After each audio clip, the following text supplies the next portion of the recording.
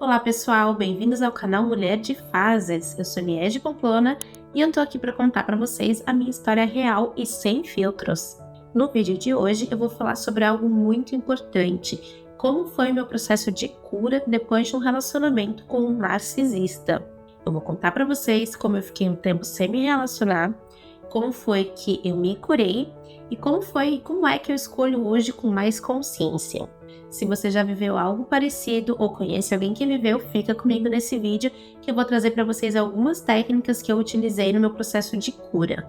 Mas antes de começar, já aproveita e me segue no canal, curte e compartilha esse vídeo e já aproveita e deixa aqui nos comentários se você já viveu algo parecido e como que foi que você fez para superar.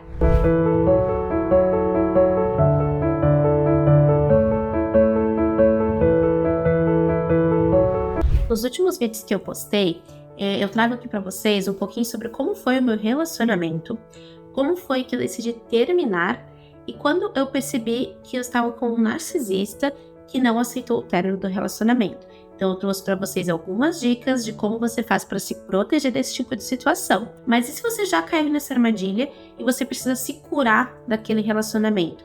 Qual é a estratégia? Como que a gente faz? Eu vou contar aqui pra vocês como foi que eu me curei, como foi esse meu processo, que levou em torno de 2 anos ali pra acontecer.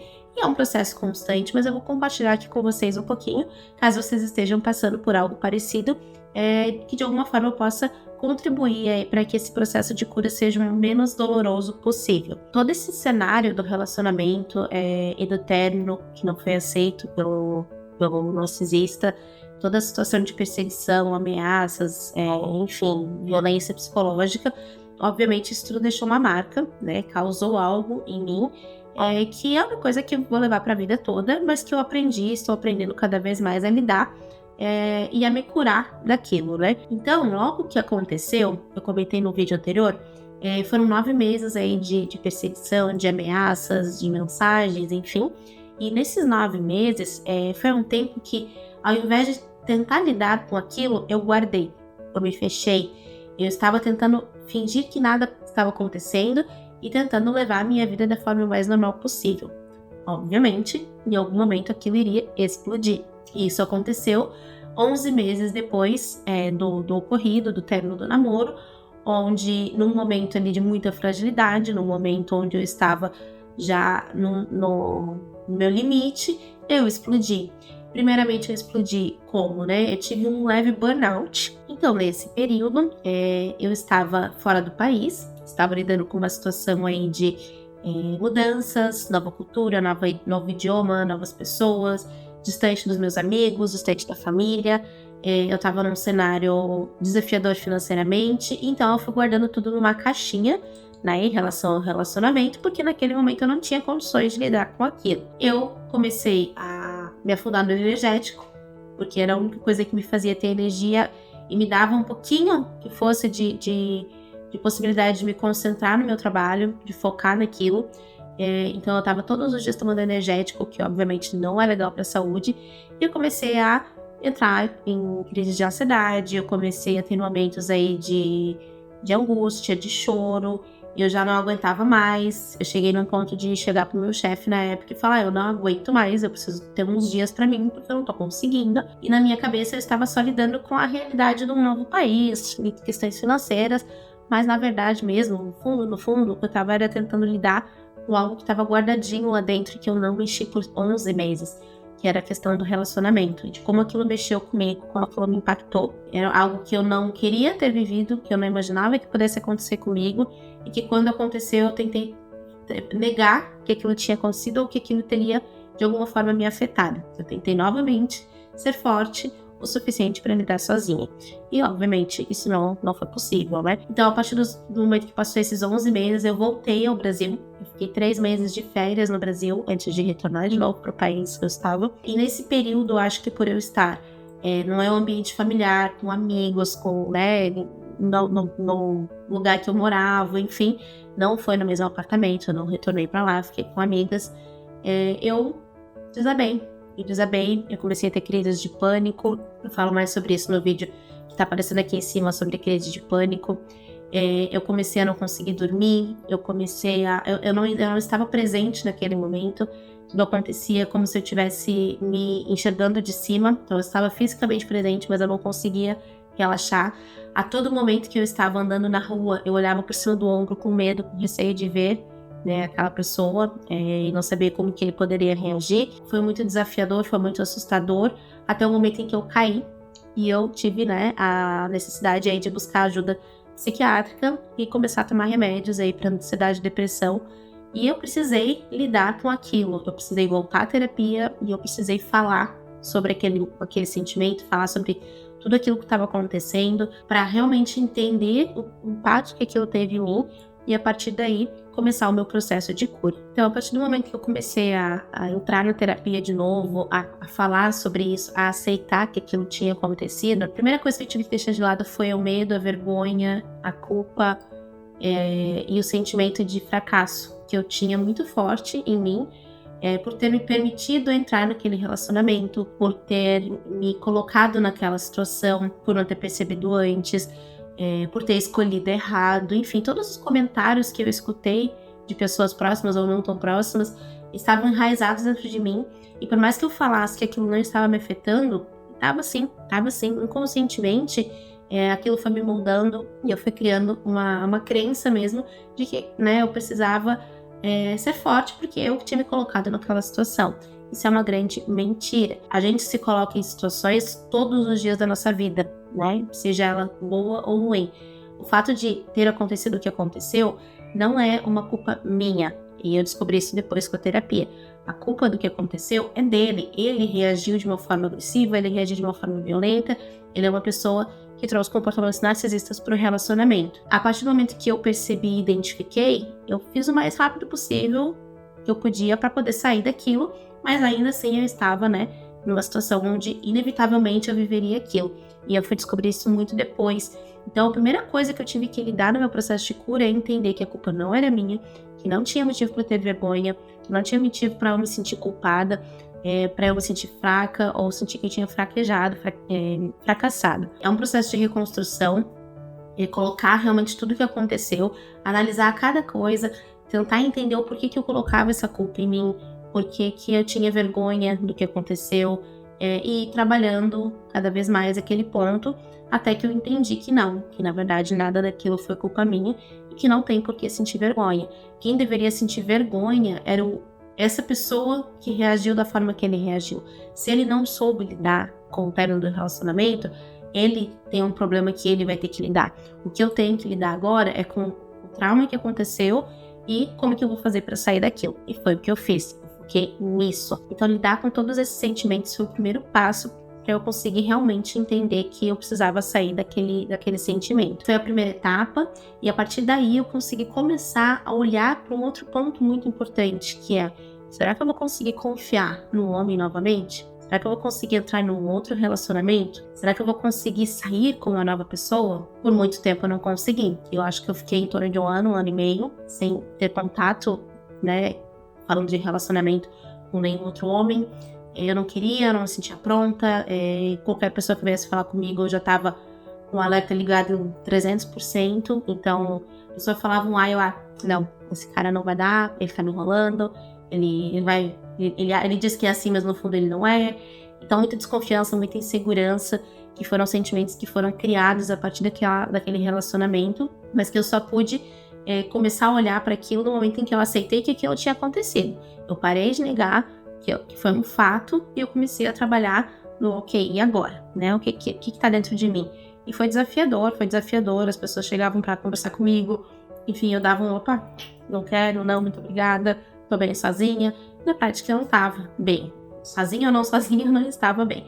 Então eu precisei lidar com essa insegurança e a terapia me ajudou muito nesse sentido, de colocar realmente a mão na consciência e falar, trazer fatos. Por que eu estou desconfiando dessa pessoa? Essa pessoa não me deu motivos para desconfiar. Então, a partir do momento que essa pessoa não me deu motivos para desconfiar, não tem porquê eu trazer para ela aquela bagagem emocional que eu estava ainda do antigo relacionamento.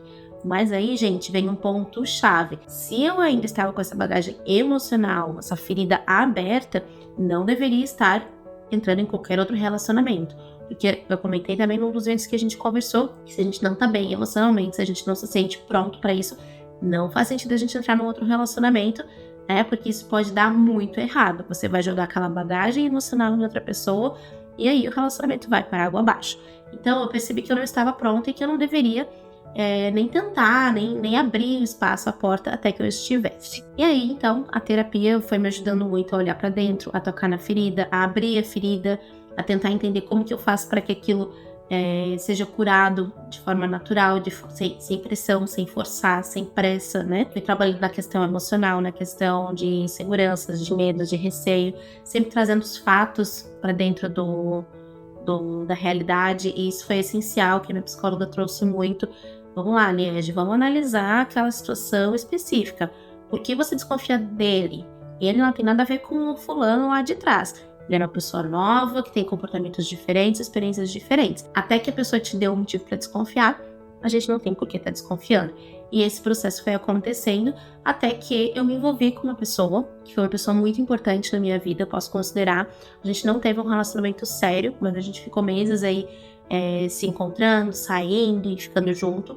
E por que essa pessoa foi tão importante na minha vida?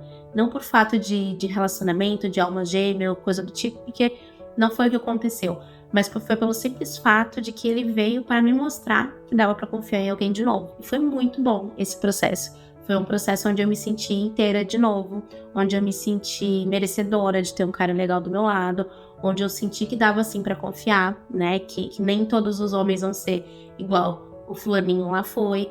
E foi muito bom. Foram alguns meses aí de tentativa, de erro, de acerto, de insegurança, de medo, mas vamos lá, vamos tentar, vamos sentir. E aí foi acontecendo até que eu me senti 100% confortável e confiante para me colocar naquela situação, naquela relação. Isso não virou um relacionamento sério, por diversos motivos, mas eu sei que me ajudou muito a superar aquele sentimento de medo e insegurança. Então foi muita terapia, muita conversa, inclusive com essa pessoa, né, sobre traumas, sobre os medos, receios, enfim, mas, né, no final não deu certo, né, eu acho que faz parte do jogo, mas eu entendo que ele foi uma pessoa muito importante nesse meu processo de cura, e não ele como CPF, mas eu precisava daquele momento, eu precisava de uma pessoa que me mostrasse que sim, é possível confiar de novo. E aí foi isso que aconteceu. E esse processo com ele, ou enfim, com pessoas que vieram após isso, foram muito importantes para eu entender novamente, junto com o meu processo aí da terapia de autoconhecimento, o que eu aceito no relacionamento, o que eu não aceito, que tipo de sinais de alerta que eu tenho que ficar atenta e quais que eu não preciso me preocupar com o simples fato do cara ser romântico, por exemplo. O fulaninho lá era romântico no início, mas isso não é sinal de que ele é narcisista. E eu não poderia associar o romantismo naquele momento a algo negativo. Então eu precisei fazer uma reconstrução desse meu pensamento.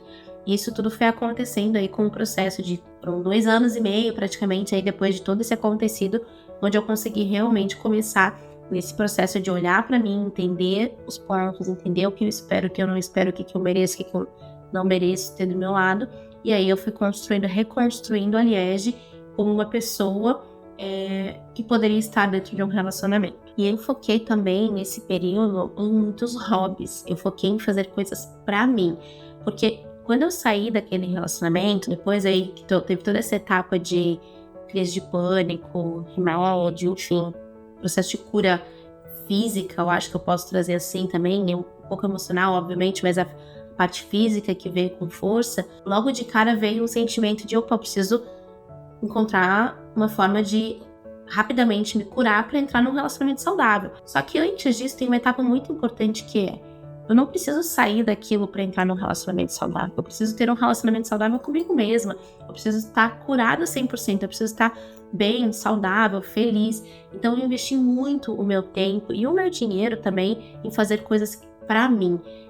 Em descobrir hobbies, em viajar, fazer, enfim, cuidar do meu corpo, da minha mente, da minha alma, me arrumar, me olhar no espelho, trabalhar meu amor próprio, gostar do que eu vejo.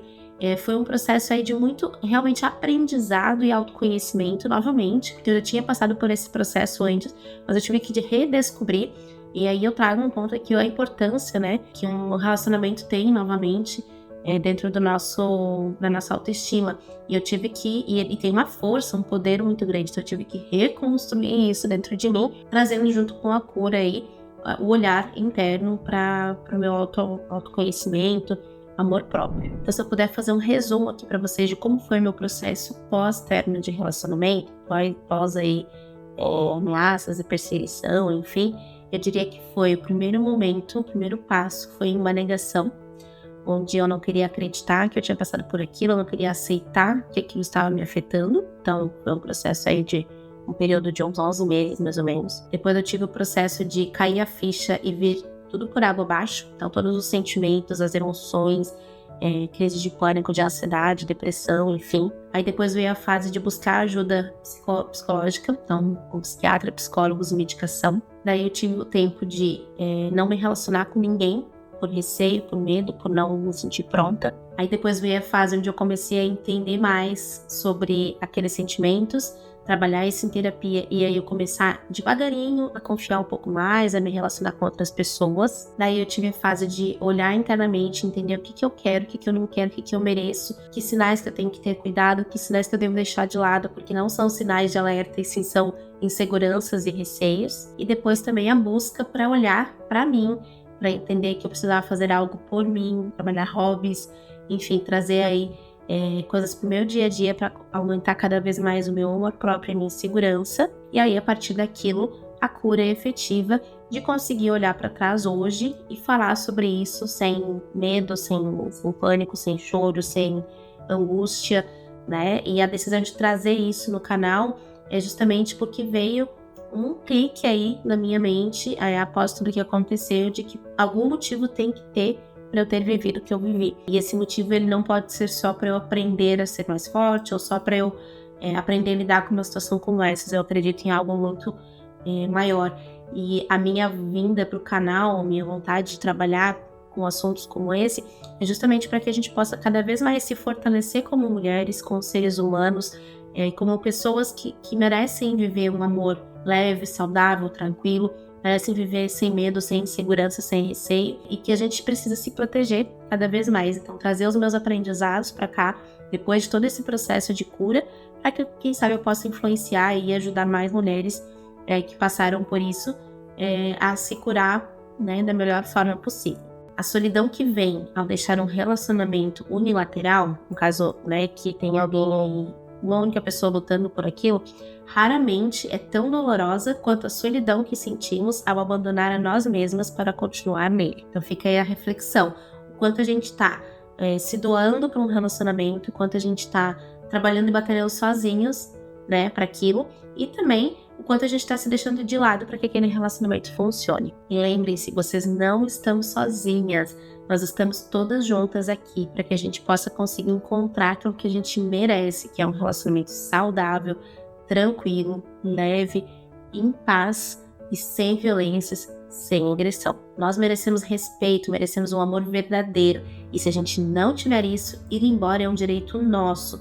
Não se deixem fechar, não se deixem afastar das pessoas que amam você, que vocês amam, para entrar num relacionamento. Isso pode ser muito perigoso. E se você viver ou já viveu uma situação como essa, busque apoio, fale com autoridade se necessário, busque as pessoas da sua confiança, mas não deixe de pedir ajuda, não se isole. Se a gente se isola, a gente está aumentando a força dessas pessoas narcisistas.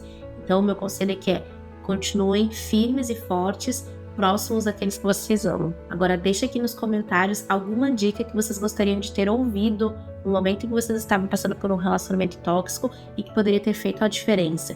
Vamos nos ajudar, vamos nos apoiar e vamos garantir que cada vez mais mulheres possam sair desse tipo de relacionamento. E eu te vejo no próximo vídeo.